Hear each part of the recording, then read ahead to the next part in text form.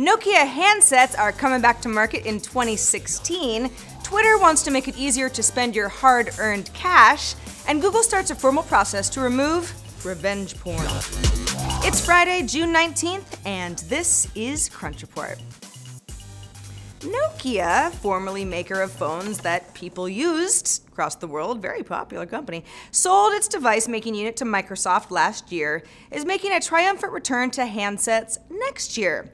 That's because a Microsoft contract clause is going to end that prevented Nokia from putting its brand name on phones. Nokia is still apparently selling off its Here Maps business, has several suitors, but is kept involved in device design as well, with an Android tablet in China and its own Android launcher released last summer. Nokia hasn't confirmed what OS or OSs might power any future branded phones, but at this point, all signs are pointing to Android. Now, to be clear, Nokia branded phones that show up in 2016 will not actually be made by Nokia. They're a much smaller company now. It's the Nokia brand that manufacturers will be licensing. And Nokia still has that worldwide brand recognition thing going for it, so safe to say, people will buy Nokia phones. Will it be you? Twitter is, well, they're really on a product roll this week, which is interesting since CEO Dick Costolo just announced he's stepping down. It was about a week ago now. This morning, the company announced new capabilities that it says make it easier to discover products and places. Now, this is in addition to the buy button that the company added last fall to particular tweets if you want to buy something that's been tweeted about. These new collections will center around products to provide more information and content and also allow purchases. In fact, TechCrunch is actually in a limited group of curators that Twitter is partnering with to test the collections out. We tried our first collection by tweeting 5 smart kitchen gadgets, which then expands into multiple tweets for each gadget, plus the option to buy something you like. Twitter wants to get into the retail thing. Pour out a little liquor for Apple's original iPad mini, everybody. It's the only non-Retina iPad that was still on sale until last night when Apple removed it from its online store. The iPad mini 2 and the iPad mini 3, as well as the iPad Air and the iPad Air 2, are now the current iPad options to purchase new. So you still have quite a few options. The iPad mini was first released back in 2012. It was the first 7.9-inch iPad created by Apple, and it was in the pre-Retina display days. It was a while ago.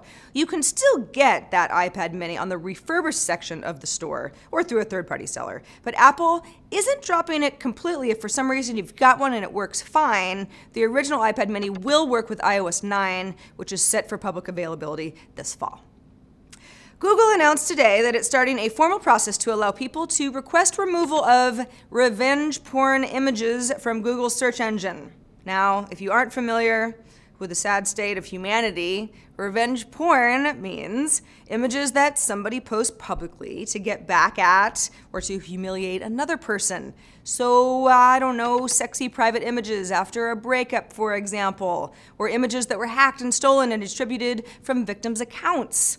Google says going forward, quote, will honor requests from people to remove nude or sexually explicit images shared without their consent from Google search results. This is a narrow and limited policy, similar to how we treat removal requests for other highly sensitive personal information such as bank account numbers and signatures that may surface in our search results.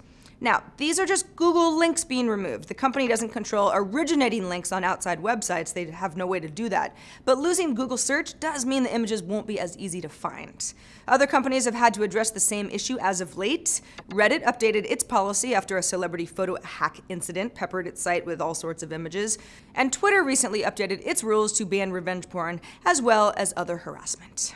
Didn't think I'd be saying revenge porn today, but happy Friday.